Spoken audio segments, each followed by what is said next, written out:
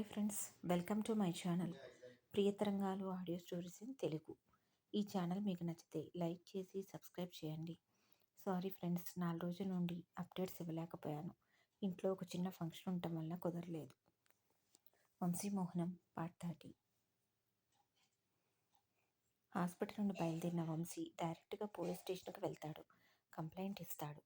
Rowdy నవ్య గురించి మాట్లాడుతూ ఉండగా తను తీసిన వీడియో పోలీసులకు ఇస్తాడు. తర్వాత వాళ్ళతో పాటుగా వాళ్ళ పాత ఆఫీస్కు బయలుదేరుతూ దారిలో వాళ్ళ మేనేజర్కి కాల్ చేసి విషయం అంతా చెప్తాడు వంశీ. అతను షాక్ అయిపోతాడు. నవ్య ఇలా చేసిందా అంటూ. అవును సార్, నేను రిజెక్ట్ చేశానని నా భార్య అడ్డుగా ఉందని తప్పిద్దామని చూసింది అంటాడు కోపంగా. చాలా దూరం వెళ్ళింది నవ్య. నువ్వు చేసే పనిలో తప్పేమీ లేదు అంటాడు. థ్యాంక్స్ సార్, కానీ పోలీసులు నా ఆఫీస్ లోపలికి తీసుకువచ్చి మన ఆఫీస్ పరువు తీయడం నాకు ఇష్టం లేదు. నేను నవ్యని తీసుకొని క్యాంటీన్ వైపుకి రండి. మన ఇద్దరికి తప్ప ఆఫీసులో ఈ విషయం మరో వ్యక్తికి తెలియనివ్వకండి సార్. ఈ న్యూస్ బయటికి వెళ్ళి మన ఆఫీస్ గురించి న్యూస్ రావడం నాకు ఇష్టం లేదు అంటాడు వంశీ. సరే అంటూ అతను చెప్పి కాల్ కట్ చేస్తాడు. అది బ్రేక్ టైం కాకపోవడంతో ఎవరూ క్యాంటీన్కి రారు. మేనేజర్ క్యాబిన్ నుండి బయటికి వచ్చి నవ్య కమ్ విత్ మీ అని చెప్పి బయటికి నడుస్తాడు. ఎందుకు పిలిచాడా అనుకుంటూ అతని వెనకాల బయటికి నడుస్తుంది నవ్య. క్యాంటీన్ లోపల అడుగు పెడుతుంది అతనితో పాటు. అప్పటికే అక్కడ పోలీసులు ఇంకా ఎర్రని నిప్పులు కురిపిస్తున్న కళ్ళతో కోపంగా చూస్తున్న వంశీ ఉంటారు. వాళ్ళని చూసి నవ్యకి విషయం అర్థమై వెనక్కి తిరిగి పారిపోవాలని చూస్తుంది. వెంటనే లేడీ పోలీసులు అడ్డుగా నిలబడతారు. ఇంతలో వంశీ కోపంగా వచ్చి నవ్య గొంతును పట్టుకొని పైకి లేపుతాడు. నవ్య ఊపిరాడక అల్లాడిపోతుంది. ఎంత ధైర్యం ఉంటే నా ప్రియ జోలికి వస్తావు అంటూ 2 చెంపలు వాయిస్తాడు. పెదవి చిట్లి రక్తం వస్తుంది నవ్యకి. ఎందుకు ఇలా చేసావు అంటాడు కోపంగా. నీకోసమే, నువ్వంటే నాకు పిచ్చి, నువ్వు కాదన్నావనే ఇలా చేసా, అయితే ఏంటి అంటూ గట్టిగా అరుస్తుంది నవ్య. ఛీ, నిన్ను ముట్టుకోవడం కూడా నాకు ఇష్టం లేదు అంటూ పోలీసుల వైపు చూస్తాడు వంశీ. వంశీ ఇచ్చిన రికార్డింగ్ మాత్రమే కాక నవ్య ప్రత్యక్షంగా కూడా ఒప్పుకోవడంతో తనని పోలీసులు తీసుకుని వెళ్ళిపోతారు. వంశీ వైపు మేనేజర్ వైపు కోపంగా చూస్తూ వెళ్ళిపోతుంది నవ్య పోలీసులతో. వంశీ వెళ్తున్న నవ్య వైపు చూస్తూ దెబ్బలతో ఉన్న ప్రియ గుర్తుకు వచ్చి కోపంగా చేతిని గోడకేసి కొడతాడు. కంట్రోల్ వంశీ, ఇక వదిలేసి అయిపోయింది కదా అంటాడు మేనేజర్. కొద్దిసేపటికి నార్మల్ అవుతాడు వంశీ. థ్యాంక్స్ సార్, నాకు హెల్ప్ చేశారు అంటాడు ఆయన చేతులు పట్టుకొని వంశీ. లేదు మై బాయ్, నవ్యని క్యాంటీన్కి తీసుకురమ్మని ఈ విషయం మరొకరికి తెలియకూడదు అన్నావు చూడు. ఈ విషయంలో నువ్వే నాకు హెల్ప్ చేసావు. నీ లాయల్టీ నాకు నచ్చింది. నువ్వు కంపెనీ స్టార్ట్ చేసిన తర్వాత నాకు వర్క్ ఎక్కువగా ఉన్నప్పుడు నీకే ప్రాజెక్ట్స్ ఇస్తాను అంటాడు మేనేజర్. థ్యాంక్స్ సార్ అంటాడు వంశీ ఆనందపడుతూ. టేక్ కేర్, బాయ్ అంటూ చెప్పి ఆయన లోపలికి వెళ్ళిపోతాడు. వంశీ ఇక హాస్పిటల్కి బయలుదేరతాడు. అప్పుడే కళ్ళు తెరిచి మామ అంటూ ఉలిక్కి పళ్ళెగుస్తుంది ప్రియ. ఏమైంది అంటుంది వేదవతి. గ్రాండ్మా, నేను ఎక్కడున్నాను అంటూ చుట్టూ చూసి హాస్పిటల్లో ఉన్నానని అర్థం చేసుకుంటుంది ప్రియ. అసలు ఏమైందిరా అంటాడు భాస్కర్. మరేమో అంటూ అంతా చెప్తుంది. అది విన్న ఇద్దరికీ బాధగా అనిపిస్తుంది. మామతో జీవితాంతం కలిసి బతకాలి అనుకున్నాను, కానీ మామతో జీవితం మొదలు పెట్టకముందే చచ్చిపోతాను ఏమో అని భయం వేసింది అంటూ ఏడుస్తుంది ప్రియ. వేదవతి దంపతులకు బాధగా అనిపిస్తుంది ఆ మాటలు విని. కళ్ళ నిండా నీటితో ప్రియను దగ్గరికి తీసుకుని ఓదారుస్తూ ఉంటుంది వేదవతి. ఇంత క్రితమే అక్కడికి వచ్చిన వంశీ ఆ మాటలన్నీ విని అక్కడే నిలబడిపోతాడు గుమ్మంలో. ఇక తను ఏడవడం చూడలేక ప్రియా అంటూ గట్టిగా పిలుస్తాడు. అందరూ ఆ అరుపుకి ఉలిక్కిపడి డోర్ వైపు చూస్తారు. అక్కడ ఉన్న వంశీని ప్రేమగా చూస్తూ తన కళ్ళలో నింపుకుంటుంది ప్రియ, తను తిట్టింది మర్చిపోయి. అది వంశీకి అర్థమై తన వైపు చూస్తూ ఏడుస్తూ ఉంటే దెబ్బలు ఎలా తగ్గుతాయి, ఏడుపాప పడుకో ఇక అంటాడు. వంశీ వైపు చూస్తూనే కళ్ళు మూసుకుంటుంది ప్రియ. చీకటి పట్టడంతో వంశీ ఒకసారి బయటికి చూసి తల్లి వైపు చూస్తాడు. అమ్మ, చీకటి పడింది, ఇక మీరు బయలుదేరండి, రేపు ఉదయాన్నే రండి అంటాడు వంశీ. అదేంట్రా, మేము వెళ్ళిపోతే ఎలా రా అంటుంది. అమ్మ, డాడ్ హెల్త్ మనం జాగ్రత్తగా చూసుకోవాలి, ఇక్కడ నేను ఉన్నాను కదా, ఇంకేంటి. నైట్ నిద్ర లేకపోతే ఇద్దరి హెల్త్ పాడవుతుంది. నా మాట విని ఇప్పుడు వెళ్ళిపోయి ప్రశాంతంగా నిద్రపోయి రేపు ఉదయమే వచ్చేయండి అంటాడు వంశీ. వేదవతి కూడా అదే కరెక్ట్ అనిపిస్తుంది. వంశీ వాళ్ళకి క్యాబ్ బుక్ చేసి ఇంటికి పంపిస్తాడు. తర్వాత కొద్దిసేపటికి ప్రియ కళ్ళు తెరుస్తుంది. ఎదురుగా వంశీ మాత్రమే ఉంటాడు. ఒకసారి చుట్టూ చూస్తుంది వేదవతి వాళ్ళ కోసం. అమ్మ వాళ్ళని నేనే ఇంటికి పంపించాను, రేపు ఉదయం వస్తారు అని చెప్తాడు. ప్రియ ఏదో మాట్లాడబోయేలోపు తనకు భోజనం వస్తుంది. నర్స్ తనకి తినిపిస్తూ ఉంటుంది. తను తింటున్నంతసేపు ప్రియను రెప్పవేయక అంతే చూస్తూ ఉంటాడు వంశీ. మామ చూపుల వాడి తనకు తగులుతున్నా ఎందుకలా చూస్తున్నాడో అర్థం కాక మౌనంగా తింటూ ఉంటుంది నర్సు ఉండడంతో. తినిపించి టాబ్లెట్స్ వేసి రెస్ట్ తీసుకోమని చెప్పి వెళ్ళిపోతుంది నర్సు. మామ, నా మీద కోపమా? అంత మౌనంగా ఉన్నావు, కోపంగా చూస్తున్నావు అంటుంది బేలగా వంశీ వైపు చూస్తూ. వంశీ లేచి వెళ్ళి డోర్ లాక్ చేసి వచ్చి ప్రియ పక్కన కూర్చుంటాడు. తను ఇప్పుడు ఎందుకు డోర్ లాక్ చేశాడో ప్రియకి అర్థం కాలేదు. చెప్పు మామ, నా మీద కోపమా? నీకు చెప్పకుండా బయటికి వెళ్ళాము అని అంటూ ఇంకా ఏదో చెప్పబోతున్న ప్రియని గట్టిగా హక్ చేసుకుంటాడు. ప్రియ బిత్తరపై అలానే చూస్తూ ఉండిపోతుంది. ఐ లవ్ యూ అంటూ గట్టిగా హత్తుకుంటాడు. ప్రియకి క్షణం పాటు ఏం విన్నదో అర్థం కాక అర్థమైన మరుక్షణం మామ అంటూ పిలుస్తుంది, ఆశ్చర్యం ఆనందం కలగలిపి. నిన్ను అలా చూసిన క్షణం నేను అస్సలు తట్టుకోలేకపోయాను అంటాడు ఎంతో బాధగా. తన మెడ మీద పడుతున్న వంశీ వెచ్చిన కన్నీరు స్పర్శ తెలిసి ప్రియ ఉలిక్కిపడి వంశీని తన నుండి దూరం జరిపి ఎర్రగా కన్నీళ్లతో ఉన్న వంశీ కళ్ళు చూసి భయపడుతుంది.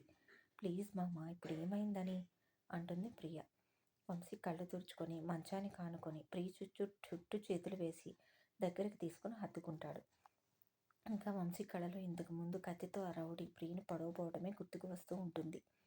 అందుకే ఇంకా భయంగా అలానే హత్తుకొని నుదుటి మీద ముద్దు పెడతాడు వంశీ. తన ప్రేమకు ప్రియ మనసు ఆనందంతో నిండిపోతుంది. కానీ వంశీ కంగారు ఇంకా ప్రియ మనసుకు తెలుస్తూనే ఉంది. ఏంటి మామ, భయం వేసిందా? నేను చచ్చిపోతానని అనబోతుంటే ఆ మాట పూర్తి కాకుండానే చెయ్యి అడ్డుపెట్టి అలా మాట్లాడవద్దు అంటాడు. ప్రియ అలానే చూస్తూ ఉంటుంది. నువ్వు లేని ఈ లోకంలో నాకేం పని ప్రియా అంటాడు తల నిమురుతూ. మామ, నువ్వు కూడా నన్ను ప్రేమిస్తున్నావా అంటూ అడుగుతుంది ప్రియ. ఆ అమాయకమైన మాటలకు వంశీ మనసులో దిగులు తగ్గి పెదవులపైకి చిరునవ్వు వస్తుంది. నువ్వు మన ఇంటికి వచ్చాక నన్ను ప్రేమించావేమో, కానీ నేను నిన్ను చిన్నప్పటి నుండి ఇష్టపడ్డాను. పెరిగిన తర్వాత ఆ ఇష్టం ప్రేమగా మారిపోయి పిచ్చిగా తయారైంది. నిన్ను చూడాలని చాలాసార్లు అనుకున్నాను, కానీ మీ నాన్న మీద కోపం నన్ను నీ దరికి చేరనివ్వకుండా ఆపేసింది. కనీసం నువ్వెలా ఉంటావో కూడా నాకు తెలియదు. అయినా నేను పిచ్చిగా ఆరాధించాను. నా మనసంతా నిండిపోయావు. మీ నాన్న మీద కోపంతో నీకు దగ్గరవ్వలేక అలా దూరంగా ఉండలేక నరకం చూస్తున్నాను రోజు. అంత ఇష్టం నువ్వంటే నాకు. ఆ సమయంలోనే అక్క వచ్చి అడిగింది నేను పెళ్లి చేసుకోమని. మొదట రాకూడదు అనుకున్నాను, కానీ నా ప్రేమను దూరం చేసుకోవడం ఇష్టం లేక టైంకి వచ్చి తాళి కట్టి నేను నా సొంతం చేసుకున్నాను. కానీ మీ నాన్న వల్ల మాకు నష్టం జరిగింది. ఆ బాధను మర్చిపోలేక నేను దూరం పెడుతూ వచ్చాను. నువ్వు నాకు ప్రపోజ్ చేసినప్పుడు ఎంత సంతోషపడి ఉంటానో మాటల్లో చెప్పలేను, కానీ అది బయటికి చూపించలేదు. వాడు ఈరోజు నిన్ను చంపడానికి కత్తి తీసుకొని నీ దగ్గరకు వచ్చినప్పుడు క్షణం పాటు నా గుండె ఆగిపోయినట్లుగా అనిపించింది. సమయానికి వచ్చాను, నిన్ను కాపాడుకున్నాను. నేను ఇలా హాస్పిటల్ బెడ్ మీద అస్సలు చూడలేకపోయాను. దెబ్బలతో నువ్వు పడుకుని ఉంటే ఇక్కడ అంటూ గుండె వైపు చూపించి, చాలా నొప్పిగా అనిపించిందే, ఇక నీకు దూరంగా ఉండలేను. లవ్ యూ సో మచ్ అంటూ తన గట్టిగా హత్తుకుంటాడు. ప్రియ అంతా విని వంశీకి తనంటే ఎంతో ప్రేమో తెలిసి ఏడ్చేస్తుంది. వంశీ కూడా మౌనంగానే ఉంటాడు, మనసు మూగబోవడంతో. దెబ్బలతో నువ్వు పడుకుని ఉంటే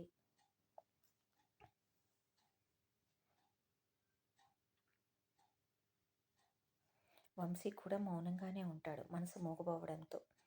కొద్దిసేపటికి తన దూరం జరిపి కళ్ళు తుడుస్తాడు. తనను పూర్తిగా దగ్గరికి తీసుకుని ప్రశాంతంగా ఇక నిద్రపో అంటూ జో కొడతాడు వంశీ.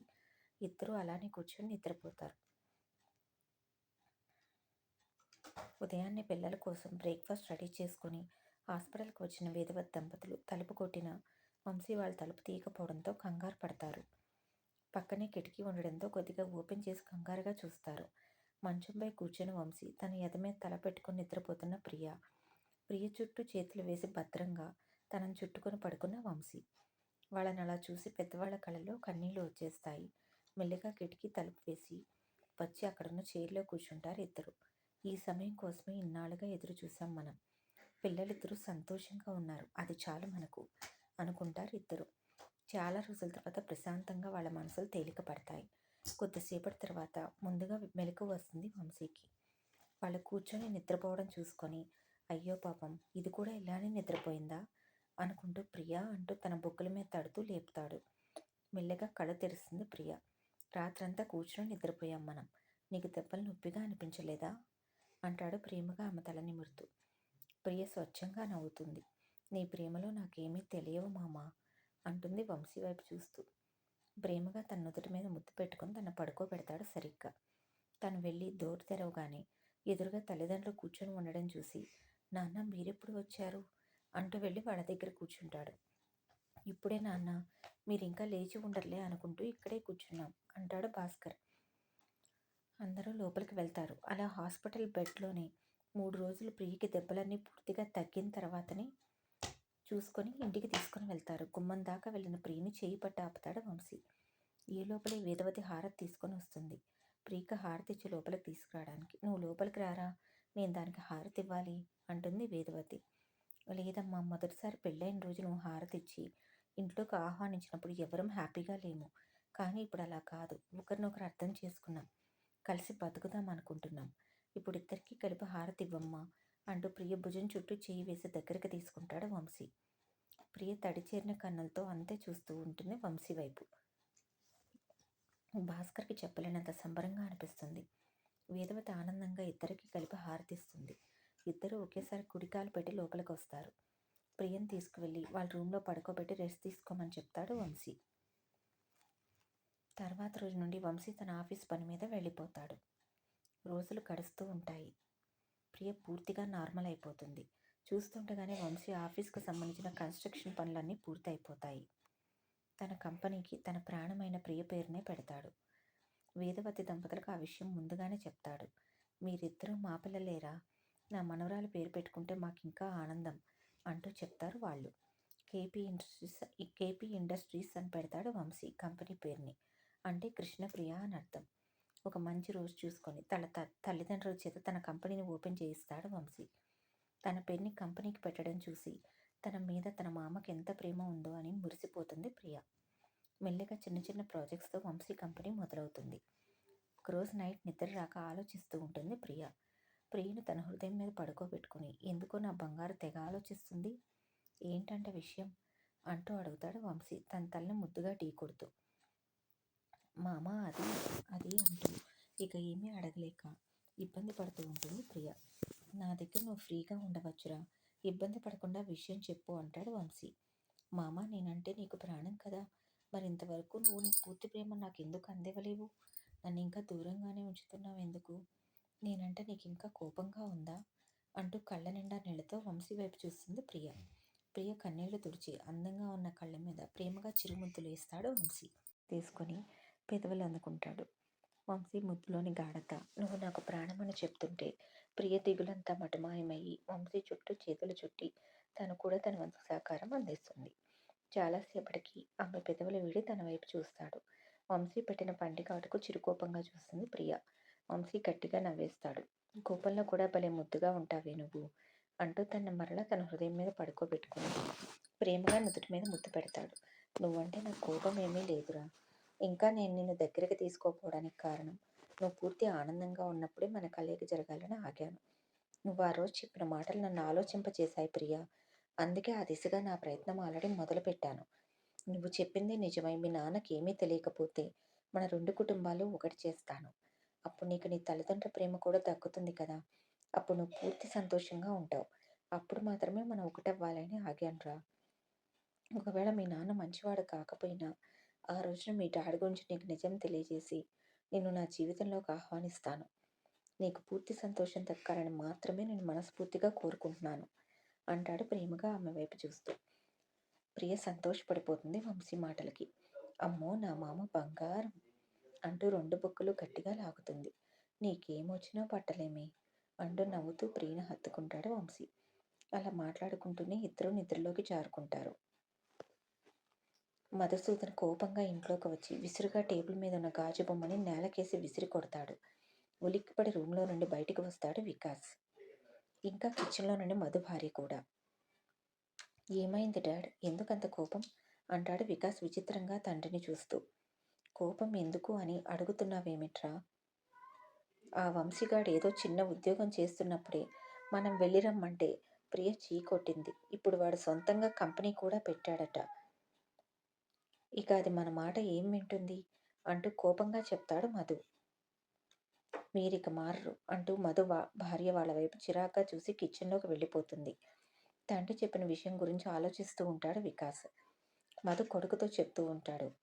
అసలు ఎంత చేశాను నేను రాజు ఆస్తిని సొంతం చేసుకోవాలని. ముందు ఉద్యోగం కోసం మా రాజుగారి దగ్గర చేరాను. రాజు పట్టుదల తెలివితేటలు తెలిసిన వాడిగా వ్యాపార రంగంలో ముందుకు వెళ్తాడని అప్పుడే ఊహించాను. నాకన్ని తెలివితేటలు లేవు. ఎప్పటికీ వాడి దగ్గర జీతానికి పనిచేయడమే. అందుకే అంత చిన్నప్పుడే ఒక అద్భుతమైన ఆలోచన చేశాను. ప్రియని నీకిచ్చి పెళ్లి చేద్దామని. అప్పుడు ఆస్తి మనదవుతుంది. వాళ్ళు రోడ్డు మీద ఉంటారు. ఆ పథకంలో భాగంగానే వాడికి నా మీద నమ్మకాన్ని పెంచాను. మరో అడుగు ముందుకు వేసి రౌడీల్ని నేనే ఏర్పాటు చేసి మమ్మల్ని అటాక్ చేయమని చెప్పాను. రాజును కత్తితో పొడవమని కావాలని నేను అడ్డుగా వెళ్ళాను. ప్రాణాలకు తెగించాను అనేంతలా నన్ను గాయపరుచుకొని మరీ నా మీద నమ్మకానికి బలమైన పునాదిని వేశాను. ఆ రాజు ఇప్పటికీ ఆనందపడిపోతాడు నేను తన కోసం ప్రాణాలు ఇవ్వబోయాను అని. కానీ ఇదంతా నేను ఏర్పాటు చేసిందని, ఆ రౌడీలు నా మనుషులని పాపం ఆ పూర్ఫెలో రాజుకి ఇప్పటికీ తెలియదు. అలాంటి సమయంలోనే తెలిసి తెలియక వంశీ ప్రియ మెడలో తాళి కట్టాడు. ప్రియని నీకివ్వాలని ఇంత చేసిన నాకు వంశీ దాని మెడలో తాళి కట్టగానే కోపం వచ్చింది. నేను కష్టపడి కట్టుకున్న సౌధం కూలిపోతున్నట్లుగా అనిపించసాగింది నాకు. అందుకే అవకాశం కోసం చూస్తూ ఉన్నాను. అంతలోనే రాజ్ తాను భాస్కర్ దగ్గర అప్పుగా తీసుకున్న డబ్బులు తిరిగి ఇచ్చేయమని నా చేతికిచ్చాడు. అప్పుడు నాకు అవకాశం వచ్చింది. వదులుకోలేకపోయాను. అందుకే ఆ డబ్బులు నేనే కొట్టేశాను. కానీ అవి భాస్కర్ గారికి తిరిగి ఇచ్చేశానని చెప్పాను. నేను ఆడిన అటాక్ నాటకం వలన రాజుకు నా మీద అంతులేని నమ్మకం. అందుకే అనుమానం రాలేదు. నా మాటలు నమ్మి భాస్కర్ గారిని అనుమానించాడు. ఆ టైంలో అగ్నికి ఆజ్యం పోసినట్లుగా నేను భాస్కర్ని మరింత రెచ్చగొట్టాను. అలా గొడవ పెరిగింది. 2 కుటుంబాలు విడిపోయాయి. కాదు కాదు నేనే విడదీశాను. ఈ స్టోరీ నచ్చితే సబ్స్క్రైబ్ చేయండి ఫ్రెండ్స్. ఇక నుండి రెగ్యులర్‌గా అప్డేట్స్ ఉంటాయి.